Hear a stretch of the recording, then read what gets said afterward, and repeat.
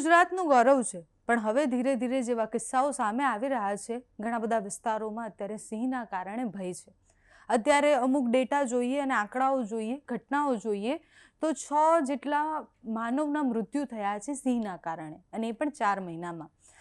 Official data નથી, એટલે કે કેટલા મહિનામાં કેટલા મૃત્યુ થાય છે, સિંહ કેટલા લોકો ઉપર હુમલા કરે છે, એવા ઓફિશિયલ ડેટા નથી. પણ રિસર્ચ કરીએ તો ખબર પડે કે દર 1-2 મહિને એવા કિસ્સા સામે આવે છે કે જેમાં નાના બાળકથી લઈને વૃદ્ધથી લઈને કામ કરતા મજૂર સુધી બધા ઉપર સિંહે હુમલા કર્યા છે. ક્યાંક ખેડૂત, ક્યાંક મહિલા, તો ક્યાંક 7 વર્ષના માસૂમ બાળક પર હુમલા થયા છે, અને હુમલાના કારણે અનેક લોકોના જીવ ગયા છે. ગીરની બહાર વસતા સિંહોની સંખ્યા કેટલી અને એ કેમ આવું વર્તન કરે છે અને કેટલા હુમલા થયા છે એની પહેલાં વાત કરીએ. પહેલાં એ આંકડા ઉપર અને એ કિસ્સા ઉપર જઈએ. 16 ફેબ્રુઆરી 2026નો કિસ્સો છે. ગોવિંદપુરા ધારીનું ગામ છે, ત્યાં 45 વર્ષીય મંજુલા સોલંકી પર સિંહણે હુમલો કર્યો. એ કિસ્સો સામે આવ્યો. એમાં પછી હુમલા પછી વધુ લોહી અને એને જેટલી ઈજા થઈ હતી બેનને, એ ઈજાના કારણે એમનું મૃત્યુ થાય છે. બાદમાં સિંહ જે છે એને પાંજરે પૂરવામાં આવે છે. 24 એપ્રિલ 2026 દબાસા ગીર સોમનાથનું ગામ છે, અને ત્યાં સિંહના હુમલાના કારણે એક વ્યક્તિનું મૃત્યુ થાય છે, અને એના પછી તપાસ પણ કરવામાં આવે છે. 12 જૂન 2026નો કિસ્સો, 7 વર્ષીય નાનકડા બાળકને સિંહ લઈ જાય છે, અને એ બગસરા ગામની ઘટના છે, અમરેલી પાસેના બગસરાની ઘટના છે. 7 વર્ષના બાળકને સિંહણ ઉંચકીને લઈ જાય છે. એના પછી વન વિભાગને તપાસ કરવા માટે કહેવામાં આવે છે. આખા ગામમાં એટલી ચકચાર મચી જાય છે, ગામના લોકો આખી રાત જાગે છે, એમને ડર લાગે છે. એના કારણે એવા વિડીયો સામે આવ્યા છે કે જેમાં ગામના લોકો એવું કહે છે કે હવે અહીંયા દીપડાનો આતંક છે, કૂતરાનો આતંક છે, સિંહનો આતંક છે, અમે જઈએ તો જઈએ ક્યાં ગામના લોકો. એટલે એ ઘટના હમણાં જ બની હતી. એના પછી 15 જૂનની ઘટના છે. જૂના સાવર ગામ સાવરકુંડલા પાસેનું છે. ખેતરમાં કામ કરતા એક જે ખેડૂત હતા, એ ખેડૂતનો જીવ જાય છે. અને એના પછી આવે છે 15 અને 16 તારીખની વાત. એટલે 15 તારીખની જે અત્યારે એકદમ રિસન્ટ કિસ્સો છે કે જેમાં એક 25 વર્ષીય યુવાનનું મૃત્યુ થાય છે. સિંહ એના ઉપર હુમલો કરે છે, અને એના પછી એના શવના માત્ર ટુકડાઓ જ મળી શકે છે.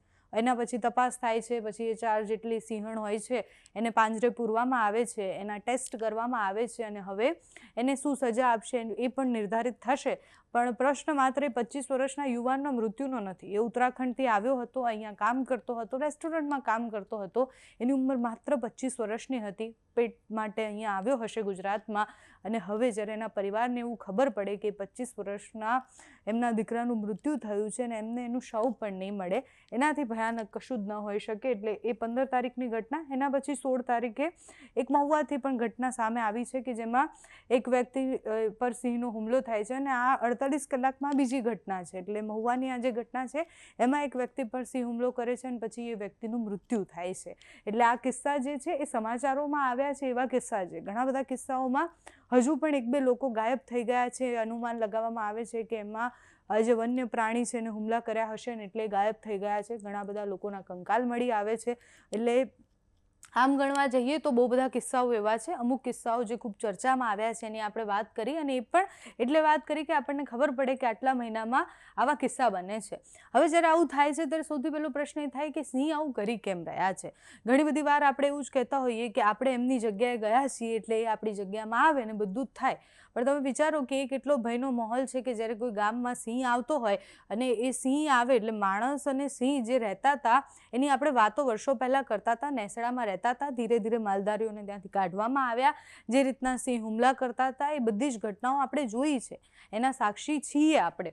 તમે જુઓ કે કયા કયા કારણો હોઈ શકે જે અનુમાન લગાવવામાં આવી છે. આમાં કોઈ રિસર્ચ એવી નથી થઈ સિંહ પર કે સિંહ આ સમયે કેમ આવી રીતના હુમલો કરે છે, કે પછી એવા કોઈ ઓફિશિયલ રિસર્ચ થાય કે સિંહ કેમ એનું વર્તન બદલી રહ્યો છે, કે પછી એ માનવ પર કેમ હુમલો કરી રહ્યો છે, કે એવા સિંહના સેમ્પલ્સ લેવામાં આવે તો આપણને કોઈ સાયન્ટિફિક રીઝન મળી શકે. જે અનુમાનના આધારે ને જે વર્ષોથી કહેવાતી વાતો છે એ પ્રમાણે વાત કરીએ તો કેમ હુમલા કરે છે, તો ગીરની બહાર સિંહોની વધતી સંખ્યા. એટલે આપણે ઓફિશિયલ ડેટા પ્રમાણે તો જે કહીએ છીએ કે આપણી પાસે 850 પોણા 900 જેટલા સિંહ છે, એ ઓફિશિયલ ડેટા છે, પણ એના કરતાં ઘણા વધારે સિંહ પણ આપણી પાસે છે. ઘણા સિંહ એવા છે કે જે જંગલની બહાર એટલે ગીરની બહાર છે, છે, આપણે જે કહીએ કે આ બાજુ ચોટીલા સુધી પહોંચી ગયા, આ બાજુ અમરેલી, ધારી ને બધા આખા પટ્ટા પર આપણે સિંહ જોઈએ છે, તો એ જે જંગલની બહારના સિંહ છે એ સિંહ વધારે આવી રીતના હુમલા કરતા હોય, એટલે જંગલની બહાર જે સિંહોની સંખ્યા વધી રહી છે એ એક ચિંતાજનક વિષય છે અને એના કારણે સિંહની વધતી સંખ્યાના કારણે પણ આ થઈ રહ્યું છે. બીજું છે કે માનવ વસાહતોની નજીક જે વસવાટ થાય છે સિંહોનો, એટલે આપણે જે વિડીયોઝ જોતા હોઈએ છીએ કે ગામમાં સિંહ આવી ગયા, એટલે તમે જુઓ કે જે બંને એકદમ નજીક આવી ગયા છે. હવે જંગલ અને કોઈ માણસો રહેતા હોય એનો ભેદ રહ્યો જ નથી. હવે સિંહ ઘરે પણ આવી જાય છે, એવા વિડીયોઝ પણ જોયા છે કે ઘરની અંદર બેઠો હોય છે, એટલે એ એક ચિંતાજનક છે. ત્રીજું છે પશુઓના શિકારની ટેવ જે સિંહને પડી છે. ઘણી બધી વાર એ ગુસ્સામાં આવીને પણ આવી રીતના હુમલા કરતા હોય છે સિંહ, એવા પણ અનુમાન છે. રાત્રિ દરમિયાન માનવ અવરજવર વધારે હોય એટલે સિંહને તો ખબર નથી કે હવે માણસો આટલી મોડા સુધી પણ જાગે છે, એટલે એ પણ એક રિસર્ચનો વિષય છે. અત્યાર સુધી આપણે જે જોયું છે કે પહેલાંના ટાઈમમાં સિંહ રાત્રે મોડા નીકળતા હતા, એમને સેન્સ તો બધા પ્રાણીઓમાં અને મનુષ્યમાં પણ હોય, એટલે એ ટાઈમે નીકળતા હતા જ્યારે માનવ વસાહત ઓછી હોય. પણ હવે જે રીતના રાત્રે અવરજવર વધી ગઈ છે એના કારણે સિંહને પણ પોતાને સુરક્ષિત મહેસૂસ ન થાય, એમની પજવણી અને એ બધું જે થતું હોય છે એના કારણે ઘણી બધી વાર સિંહ હુમલા કરતા હોય છે. બચ્ચા સાથેની સિંહણો, એટલે કોઈ પણ મા હોય પોતાના બાળકને બચાવવા માટે હુમલો કરે કે પછી એને બચાવવા માટે કોઈ પણ એક્શન લે, એટલે મોટાભાગે જે હુમલા થતા હોય એમાં બચ્ચા સાથે જો સિંહણ હોય છે તો એ પોતાના બાળકોને પ્રોટેક્ટ કરવા માટે હુમલો કરે.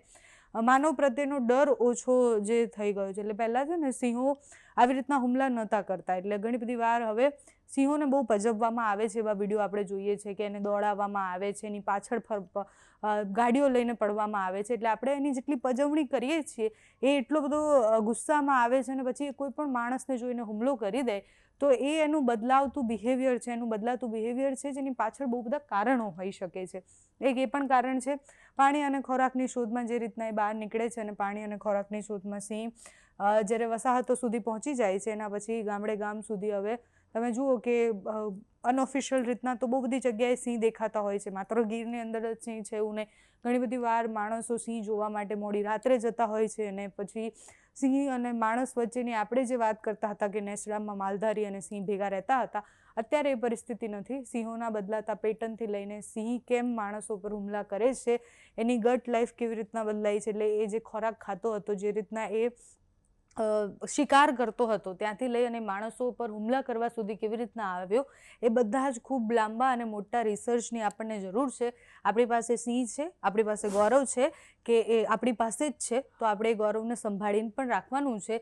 સિંહ બચાવી શકીએ આપણે, એ આપણી બધાની ઈચ્છા હોય ને આપણે એમને બચાવવાના જ છે, પણ માણસોને, એની આસપાસ રહેતા લોકોને પણ એટલું નુકસાન ના થાય એનું પણ આપણે ધ્યાન રાખવાનું છે. અત્યારે તો જે માહિતીઓ જે છે, જે પણ લોકો એ સિંહની આસપાસ રહેતા હોય એમને ખબર છે કે એની સાથે કેવી રીતના વર્તન કરવાનું, અને નથી ખબર તો તમને જ્યાં પણ સિંહ દેખાય તો તમે પહેલાં વન વિભાગને જાણ કરી શકો છો. એના બહુ જ બધા નંબર છે. તમે સિંહ જ્યાં પણ દેખાતા હોય ત્યાં તમે વન વિભાગને જાણ કરી અને ત્યાં પણ સુરક્ષા કરાવી શકો છો.